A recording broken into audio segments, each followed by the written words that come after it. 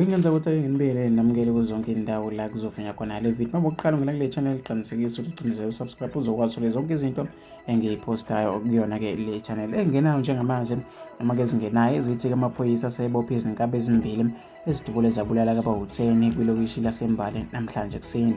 Kuthiwa amaphoyisa asebophe koshaspa amabili noma ke adubula ke abulala oyedwa malana ke nesehlakalo sokudutshula esenzeke kumuzi othile eMbali eUnit 14 ePietermaritzburg namhlanje kuseni. Kuthiwa ke kungena abasolwa ke kulomuzi bavulela ngenhlamvu bashona ke abantu abangu-10 ke bomuzi owodwa. Amaphoyisa athi ke kulandela noma ke batheke ukulandela umkhondo abasola ke ngesikhathi etholana phezulu kunabo ngenhlamvu agcineke kwazile ukubopha ababili oyedwa kudutshule wabulawa omunye kukwazile ukubaleka amaphoyisa asathungatha ke noma ke asathungatha kuleyo ndawo ke abebizwe ke noma ke asebiza indiza enophephela emhlane ungqongqoshe kubheka icele ukhona ke endaweni yesigameko wengane zakwethu.